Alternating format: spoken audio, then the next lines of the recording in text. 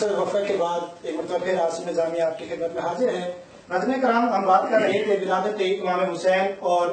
فضیلت امام حسین کے حوالے سے۔ تو رانا صاحب، میں آپ سے مزید اس کے حوالے سے ایک سوال کرنا چاہوں گا کہ ایمان کے لیے الفت حسین علیہ السلام کس قدر ضروری ہے، یا ایمان اور الفت امام حسین کا آپس میں کیا تعلق ہے؟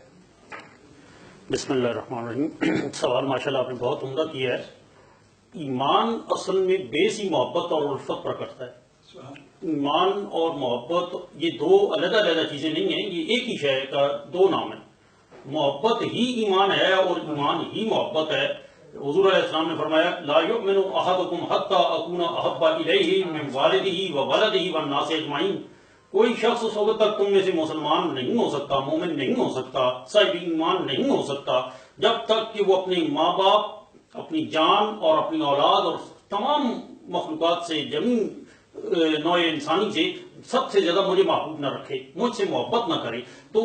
اس سے ظاہر ہوا کہ ایمان جو ہے وہ محبت ہی کا دوسرا نام ہے، کیونکہ اس محبت کے بغیر تو کسی میں ایمان، حضور نے فرمایا، مومن ہو ہی نہیں سکتا۔ تو یہ اس کا نتیجہ یہ نکلتا ہے۔ تو امام حسین کی محبت اور ایمان کے ساتھ اب کیا تعلق ہے، یہ اس کا دوسرا سوال کا پہلو ہے۔ جتنی حضور علیہ السلام کی اپنی محبت لازم و ملزوم ہے۔ امام ترمذی نے اور ابن حبان رحمۃ اللہ علیہ نے دونوں نے ایک روایت میں نقل کی ایک حدیث کہ حضرت اسامہ بن زید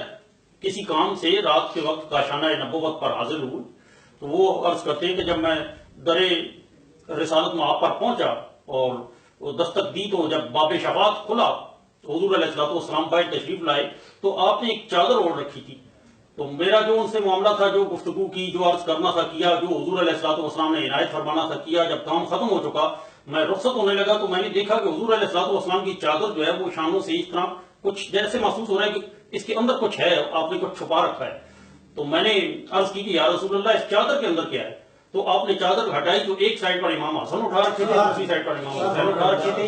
اس موقع پر حضور نے فرمایا کہ اے اللہ، میں ان دونوں سے محبت کرتا ہوں، تو بھی ان سے محبت کر جو ان سے محبت کرتا ہے۔ تو اس سے ثابت ہوا کہ ایمان کی محبت اصل میں دیکھیں، دنیا میں بھی یہ طریقہ ہے کہ انسان کا جو محبوب ہوتا ہے، جس سے محبت کرتا ہے، اس کی پھر ہر شے محبوب ہوتی ہے۔ اس کا قول و عمل، اس کا اٹھنا بیٹھنا، کھانا پینا، چلنا پھرنا، اس کے معاملاتی زندگی، ہر چیز کے لیے انسان کو ایک تجسس ہوتا ہے کہ میں یہ چیزیں معلوم کروں، نوٹ کروں، جیسا وہ کرتا ہے، جس طریقے پر وہ زندگی گزارتا ہے، میں ویسا کروں۔ تو یہ حضور علیہ السلام سے ہم محبت کا دعویٰ کریں یا ایمانیات کا دعویٰ کریں، کیونکہ ایمان محبت کے بغیر ناقص ہے، تو آپ کی اہل بیت اطہار سے اور بالخصوص حسنین کریمین سے محبت نہ کریں، تو ایسا تو ایمان کے اصول اس سے تو نہیں ہو سکتا۔ بلکہ حضرت ابو ہریرہ نے بھی ایک روایت میں کہا کہ حضور علیہ السلام نے فرمایا، اس طرح اشارہ کیا جس طرح آپ میرے اس طرف بیٹھے ہیں، تو یہاں ایک سائڈ پہ سیدۃ النساء العالمین جناب علی المرتضیٰ، امام حسن اور امام حسین، یہ چاروں شخصیات موجود تھیں۔ تو حضور نے اشارتاً فرمایا کہ جو تم سے محبت کرے گا، صلح کرے گا، موافقت کرے گا، میں اس سے محبت کروں گا، صلح کروں گا، موافقت کروں گا۔ جو تم سے لڑے گا، اس سے میں لڑوں گا۔ تو اب دیکھ لیں کہ جو بغض حسین یا بغض حسن مجتبیٰ یا بغض سیدۃ النساء العالمین یا بغض حیدر کرار رکھتے ہیں، یا ان کی محبت کے علاوہ کسی اور کی محبت رکھتے ہیں اور کہتے ہیں کہ ایمان کہیں اور سے ہے، تو وہ اپنے ایمان کا خود فیصلہ کر دیں۔ ہم نے تو ایک کسوٹی پیش کر دی ہے کہ حضور علیہ السلام کی محبت ہی کی طرح ان اہل بیت اطہار کی اور بالخصوص ان پانچ تن پاک کی محبت، تو حضور سمیت یہ پانچ تن پاک، جن کو عرف عام میں اصطلاح ہے پانچ تن پاک، وہ ان چاروں کی محبت حضور کے ساتھ ویسی ہی ہے، اور اس کے بغیر ایمان نامکمل ہے، اور میں تو سمجھتا ہوں کہ اس کا حصول یا اس کا ایمان کا چھو کر بھی گزرنا ممکن نہیں ہے۔ سبحان اللہ، ماشاء اللہ۔ جو ان سے محبت رکھتا ہے تو بھی ان سے محبت رکھ، اور جو ان سے جنگ کرتا ہے تو بھی ان سے جنگ کر۔ اچھا علامہ صاحب، میرا آخری آپ سے سوال یہ ہے کہ ہر دور میں جنگ و جدال چلتا رہا ہے، کبھی تہذیبوں کے نام پر، کبھی امن کے نام پر، اور کبھی احسان و قربانی کے نام پر لوگ اپنی جانوں کے نذرانے جو ہیں وہ پیش کرتے آئے ہیں، لیکن کسی بھی مجاہد کا، کسی بھی جنگجو کا یا کسی بھی شہید کا تذکرہ اس شان و شوکت سے ہوتا ہوا نظر نہیں آتا کہ جس شان و شوکت کے ساتھ امام علی مقام امام حسین علیہ السلام کا تذکرہ ہوتا ہے۔ تو اس کی کوئی خاص وجہ ہے؟ جی بالکل ضرور۔ ایک تو یہ ہے کہ آپ کا حسب و نسب اتنا عالی تھا، فضائل و کمالات میں، تقوی میں، اپنے مراتب میں عند اللہ آپ کا وہ مقام تھا کہ بنی نوع انسانیت میں سے کوئی شخص اس درجہ کو نہ پہنچ سکا۔ ایک تو یہ سبب ہے کہ اس وجہ سے جتنا رتبہ بلند ہے اتنی شہادت عظیم ہے، اور جتنی شہادت عظیم ہے اتنا اس کا چرچا عظیم ہے۔ حضور علیہ الصلوۃ والسلام پر جو اللہ کی نص قطعی نازل ہوئی کہ وَرَفَعْنَا لَكَ ذِكْرَكَ، ابھی تفصیل کا وقت نہیں ہے لیکن میں سمجھتا ہوں کہ ایک حوالے سے اس کا فیضان ان کو بھی حاصل ہے، تو یہ اسی رفعنا لک ذکرک کے علم کے نیچے تو ان کا ذکر کیوں نہ گلی گلی اور کریا کریا چلے۔ ایک تو یہ وجہ ہے۔ دوسرا، اس کا اگر مودت اور عقیدت سے ہٹ کر ذرا باریکی سے تحقیقات کا محققانہ انداز میں اگر دیکھا جائے تحقیق کے حوالے سے، تو جوش مرحوم نے کہا تھا چرخ نوع بشر کے تارے ہیں حسین، کیا صرف مسلمان کے پیارے ہیں حسین؟ انسان کو بیدار تو ہو لینے دو، ہر قوم پکارے گی ہمارے ہیں۔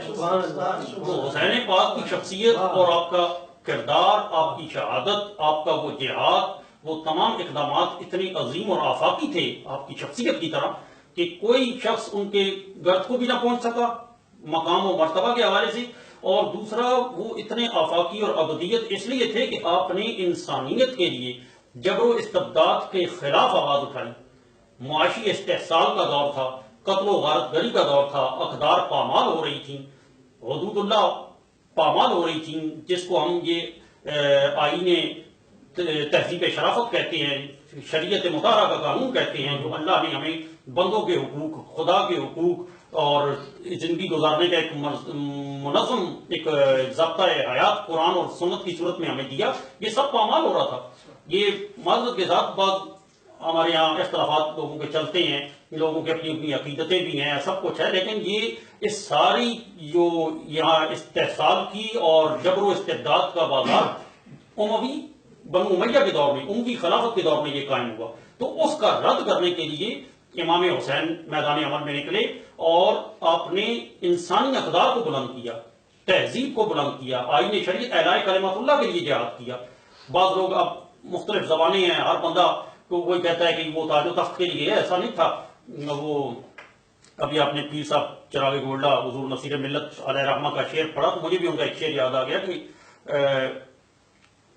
پیش نظر حصول نہ تھا تاج و تخت کا، پیش نظر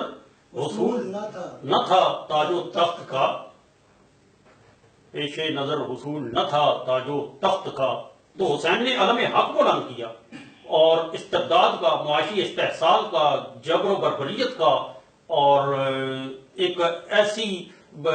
بازار گرم ہو چکا تھا ظلم کا کہ اس کا راستہ روکنے کے لیے اگر امام حسین پاک یہ کام نہ کرتے تو آپ کا دین بھی مٹ چکا ہوتا، دین کی اقدار بھی مٹ چکی ہوتی، انسانیت اور آدمیت کے تمام قواعد یہ ہم کتابوں میں پڑھا کرتے، شاید کہیں انسانیت ہوتی تھی یا آدمیت کا کچھ وجود تھا، وہ بالکل یا سنا کرتے یا کتابوں میں، بلکہ کتابیں پڑھنے کا بھی پھر تو رواج ہی ختم ہو جاتا۔ تو یہ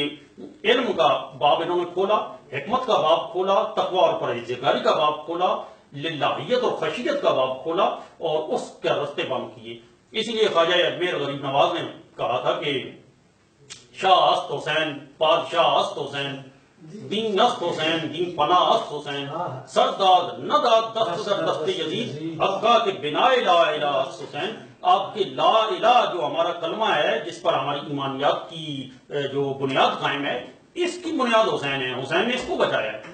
نہ کوئی خدا ہوتا، نہ کوئی رسول ہوتا، نہ کوئی مسجدیں، نہ کوئی نمازیں، نہ اذانیں، نہ قرآن، ایک بالکل آپ کو جیسا آج کل آپ دیکھتے ہیں یورپ میں ایک شدر بے مہار قسم کی زندگی ہے، وہ آپ کو آج سے 1400 سال پہلے اگر حسین اس کا بڑھ کر سد باب نہ کرتے تو یہی سب کچھ ہوتا۔ تو میں سمجھتا ہوں کہ آپ کا آفاقی کارنامہ ہے اور اس بنیاد پر آپ زندہ ہو جاوید ہیں، پائندہ ہے کہ ایسا اقدام کسی دوسرے نے نہ کر سکا نہ کر سکتا ہے رہتی دنیا تک۔ شہ زمانہ شہ مشرقین زندہ ہے، علی کا لاڈلا زہرا کا چین زندہ ہے، جو سر کٹا کے جھکا دے سر غرور یزید، جو سر کٹا کے جھکا دے سر غرور یزید، اسے سنا کی زبان میں حسین کہتے ہیں۔ میں آخر میں اپنے تمام مہمانان گرامی کا تہ دل سے ایک بار پھر شکریہ ادا کرتا ہوں کہ آپ نے اس پروگرام کے لیے ہمیں وقت عنایت فرمایا، اور معزز ناظرین کرام اسی بات کے ساتھ میں اجازت چاہوں گا اور ایک آخر میں پھر وارثی صاحب سے بھی اعتراض کروں کہ آپ बारगाह इमाम अली मकाम में अशार पेश फरमाए कि अल्लाह रब्बुल इज़्ज़त हमें सही मानों में अहले बैत कराम की मोहब्बत, उल्फत और उनकी तालीमात पर अमल करने की तौफीक अता फरमाए। वस्सलाम। जनाब इशारत हुसैन वारसी साहब। आमीन। जिसकी जुर्रत पर जहान रंगो बू सजदे में है, इसकी जरूरत पर जहां आज वो रमज़ान शिनाए सिरहू सजदे में है, आज वो रमज़ान शिनाए सिरहू सजदे में है। अल्लाह अल्लाह तेरा सजदा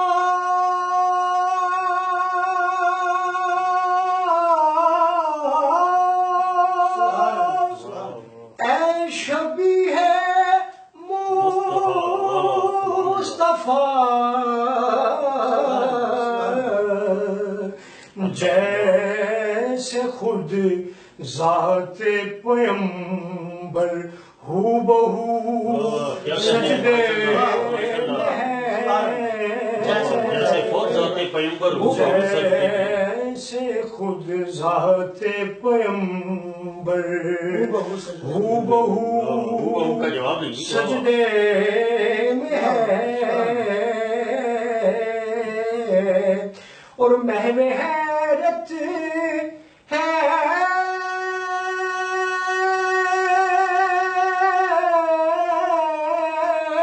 मलाइक, दम बखुद है कायनात